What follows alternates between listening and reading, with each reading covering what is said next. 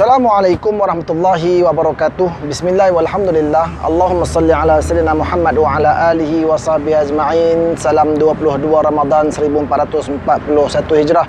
Moga-moga kita terus-menerus berada di bawah naungan rahmat dan keredaan Allah Subhanahu wa taala, dan juga direzekikan oleh Allah taala untuk bertemu dengan Lailatul Qadar pada kali ini. Tuan-tuan dan puan, berbicara tentang Lailatul Qadar, ulama menyebut beberapa tanda tentang kehadiran Lailatul Qadar itu. Yang pertamanya ialah suasana sejuk di malam berlakunya Lailatul Qadar. Sabda Nabi SAW, yang bermaksud Lailatul Qadar itu adalah malam yang penuh dengan kemudahan dan kebaikan. Tidak begitu panas, juga tidak begitu dingin. Pada paginya, pada pagi esoknya, matahari bersinar, tidak begitu cerah dan nampak kemerah-merahan. Hadis riwayat Baihaqi.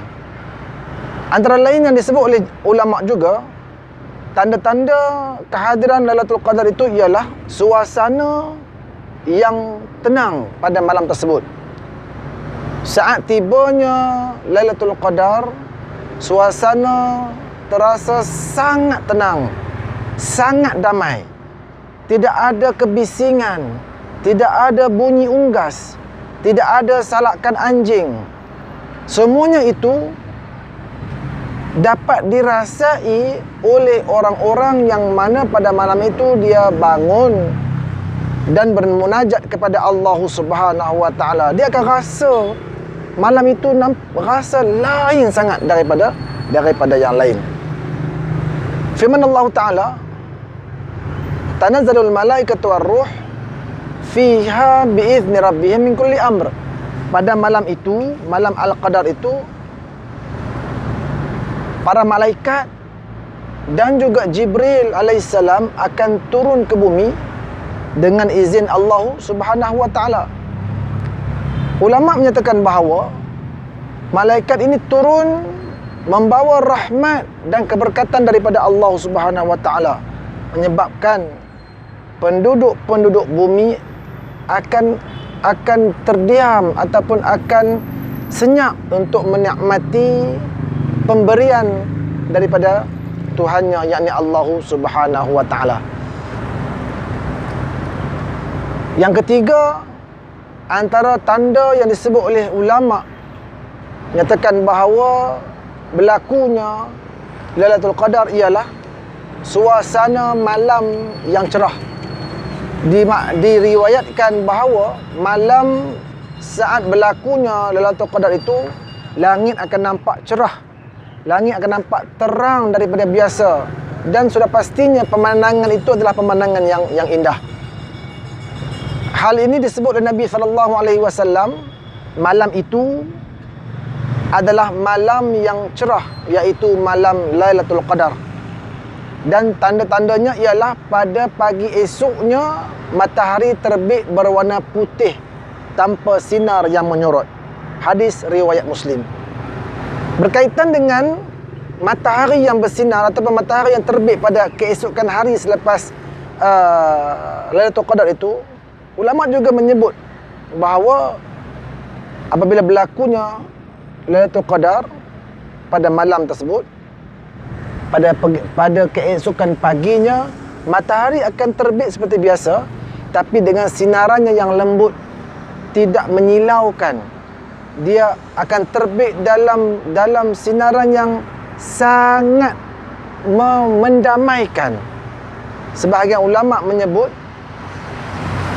matahari tidak menyucuk ataupun matahari yang timbul pada pagi selepas Lailatul Qadar itu adalah matahari yang sangat menyenangkan untuk dilihat.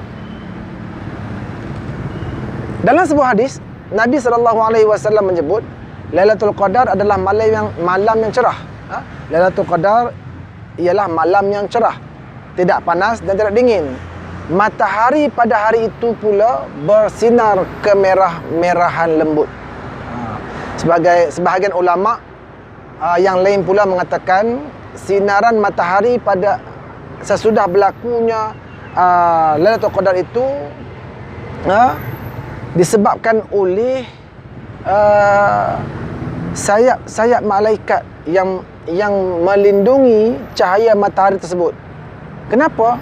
Sebab pada ketika itu para malaikat yang turun ke bumi semalam, iaitu pada malam Lailatul Qadar itu, terbang semula ke langit dan sayap-sayapnya akan melindung cahaya matahari, menyebabkan cahaya matahari itu akan nampak terlindung ataupun nampak lemah ataupun nampak tersorot.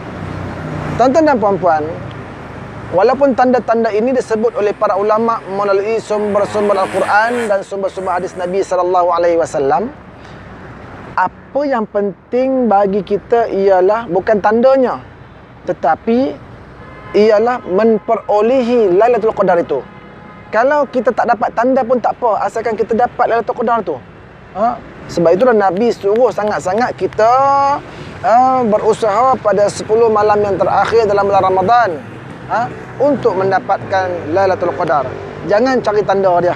Kalau dapat tanda dia tu, alhamdulillah, Allah nak bagi kelebihan kepada kita. Kalau tak dapat tanda tu, biar pi.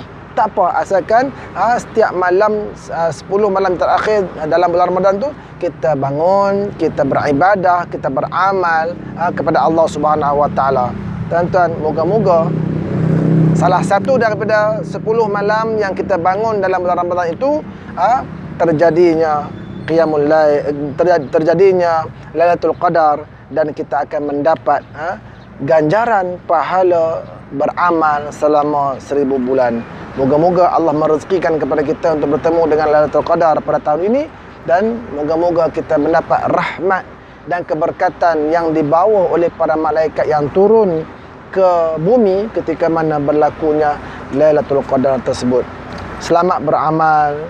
Mudah-mudahan kita direzekikan oleh Allah Subhanahu Wa Taala dengan Lailatul Qadar. Selamat berbuka puasa. Wallahu taala alam. Assalamualaikum warahmatullahi wabarakatuh.